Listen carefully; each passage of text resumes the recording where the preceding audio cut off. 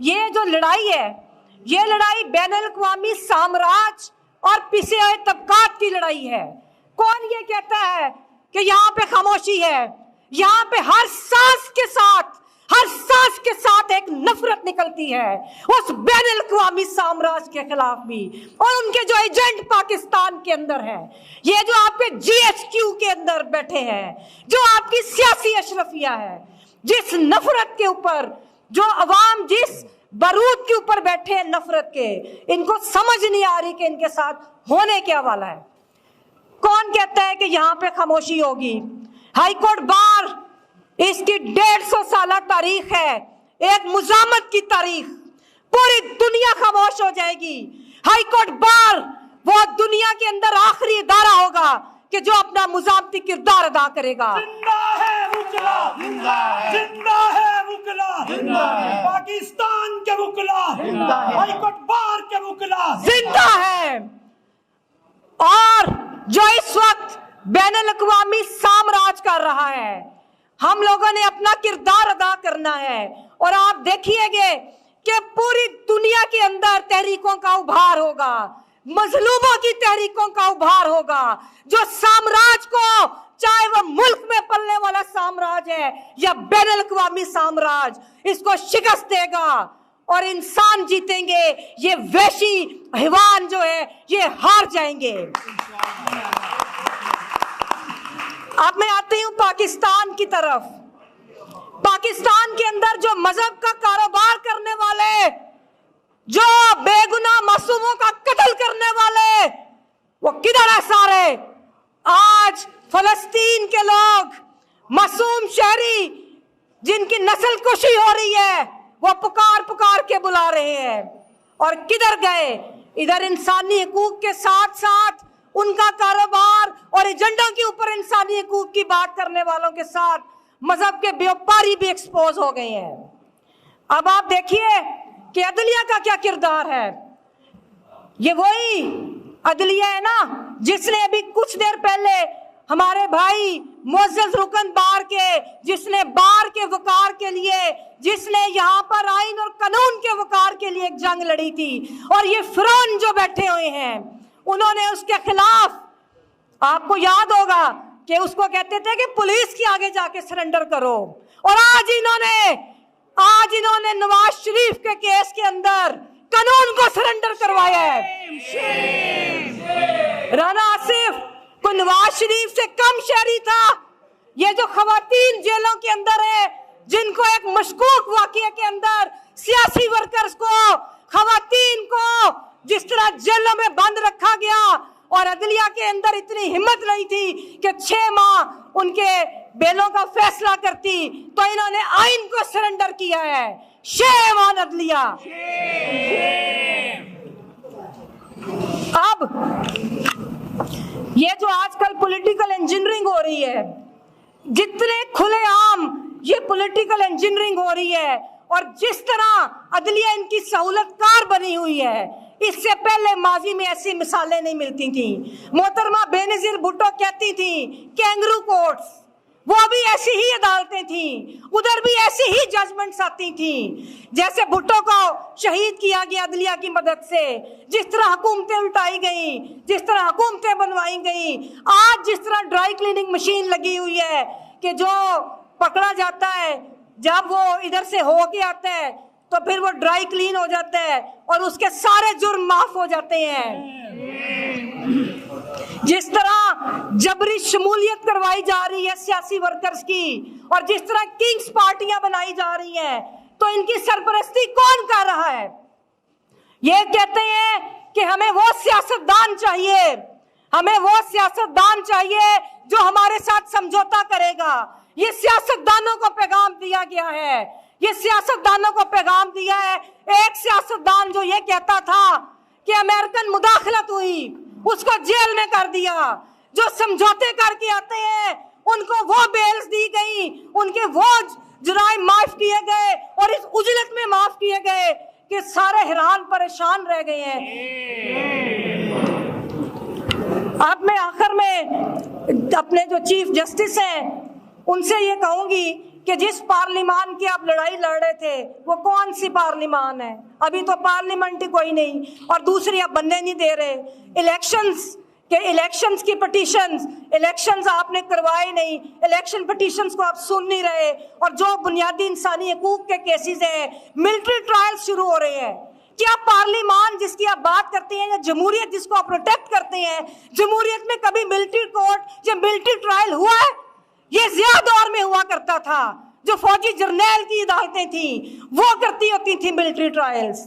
तो अब ये हम लोग जो हाई कोर्ट बार है, ये कभी आपके जुर्म पर पर्दा नहीं पड़ने देगी। हम भरपूर कुव्वत से आवाज उठाएंगे।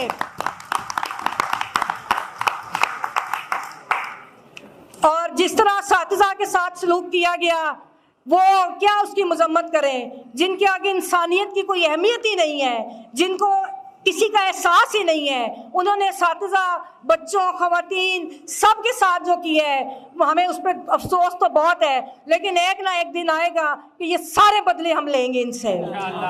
और आखिर में अपनी मौजूद जुडिशरी के नाम, वो जिनके होंठ की लर्जी जुम्बश से वो जिनके राह करना है, और आप देखिएगे कि पूरी दुनिया के अंदर तहरीकों का उभार होगा, मजलूमों की तहरीकों का उभार होगा, जो साम्राज्य को, चाहे वो मुल्क में पलने वाला साम्राज्य है या बैनुल अक़वामी साम्राज्य, इसको शिकस्त देगा और इंसान जीतेंगे। ये वैशी हैवान जो है ये हार जाएंगे। अब मैं आती हूं पाकिस्तान की तरफ।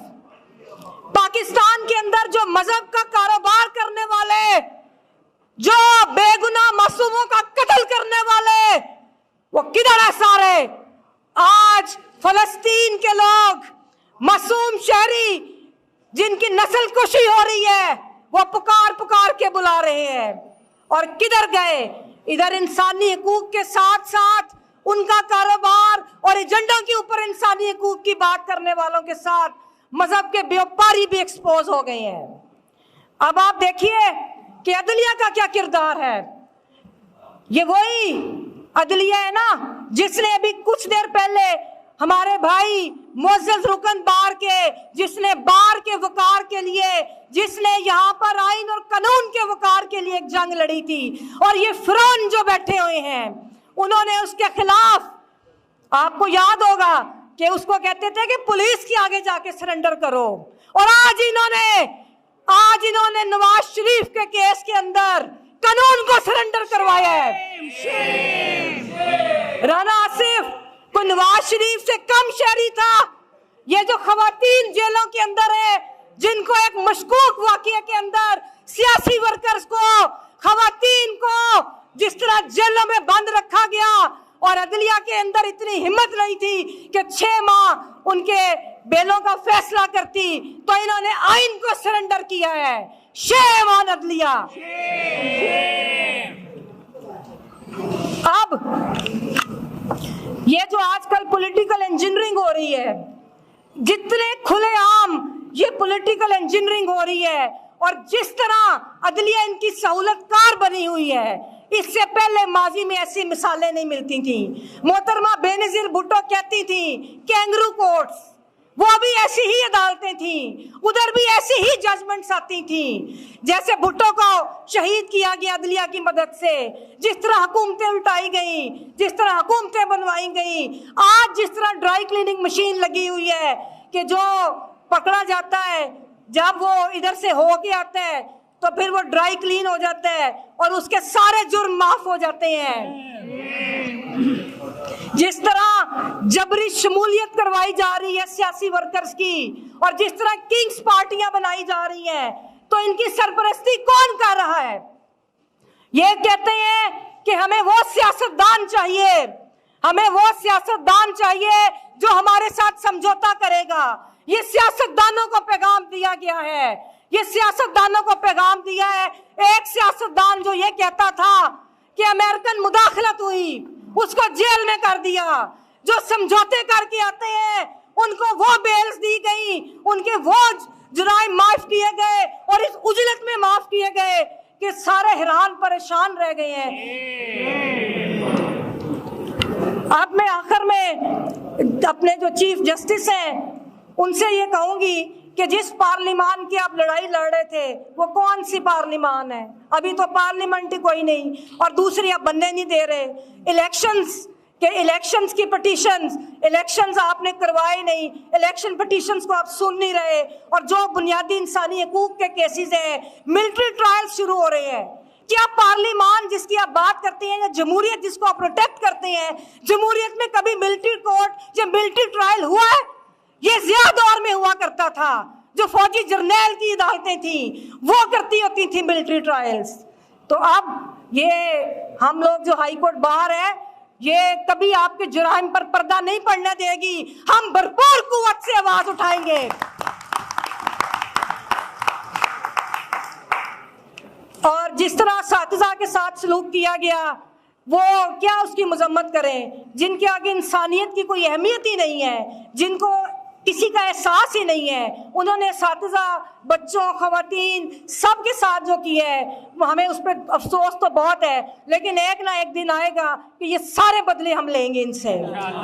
और आखिर में अपनी मोअज़्ज़ज़ जुडिशरी के नाम, वो जिनके होंठ की लर्ज़ जुम्बश से, वो जिनके होंठ की जुम्बश से, वो जिनकी आंख की लर्जिश से क्या करना है।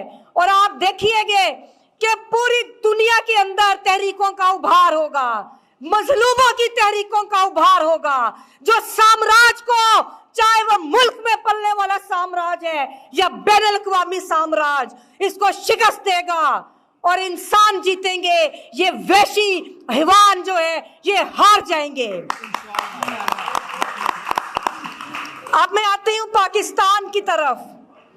पाकिस्तान के अंदर जो मजहब का कारोबार करने वाले, जो बेगुनाह मासूमों का कत्ल करने वाले, वो किधर है सारे? आज फलस्तीन के लोग, मासूम शहरी जिनकी नस्ल कुशी हो रही है, वो पुकार पुकार के बुला रहे हैं। और किधर गए? इधर इंसानी हकूक के साथ साथ उनका कारोबार और एजेंडों के ऊपर इंसानी हकूक की बात करने वालों के साथ मजहब के व्यापारी भी एक्सपोज हो गए हैं। अब आप देखिए कि अदलिया का क्या किरदार है। ये वही अदलिया है ना जिसने अभी कुछ देर पहले हमारे भाई मुअज़्ज़ज़ रुकन बार के, जिसने बार के वकार के लिए, जिसने यहाँ पर आइन और कानून के वकार के लिए एक जंग लड़ी थी, और ये फिरौन जो बैठे हुए हैं उन्होंने उसके खिलाफ, आपको याद होगा कि उसको कहते थे कि पुलिस के आगे जाके सरेंडर करो, और आज इन्होंने नवाज शरीफ के केस के अंदर कानून को सरेंडर करवाया है। राना आसिफ को नवाज शरीफ से कम शहरी था। ये जो खवातीन जेलों के अंदर है, जिनको एक मशकूक वाकये के अंदर सियासी वर्कर्स को, खवातीन को जिस तरह जेलों में बंद रखा गया, और अदलिया के अंदर इतनी हिम्मत नहीं थी कि 6 माह उनके बेलों का फैसला करती, तो इन्होंने आइन को सरेंडर किया है। शेम ऑन अदलिया। अब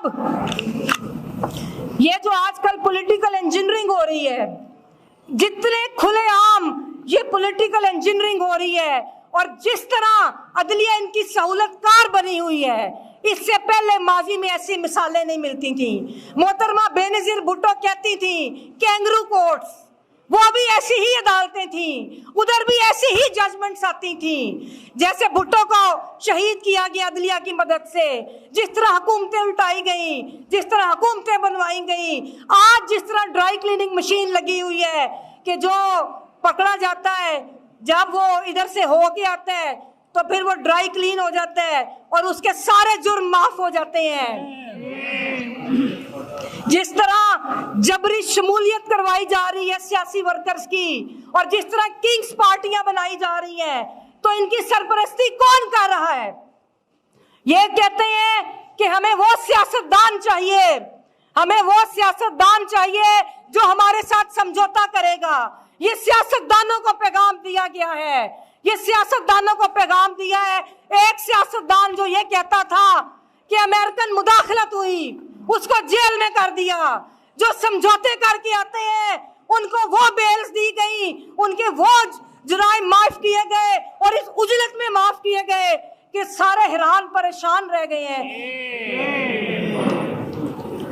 अब मैं आखिर में अपने जो चीफ जस्टिस हैं उनसे ये कहूंगी कि जिस पार्लिमान की आप लड़ाई लड़ रहे थे वो कौन सी पार्लिमान है? अभी तो पार्लियामेंट ही कोई नहीं, और दूसरी आप बनने नहीं दे रहे।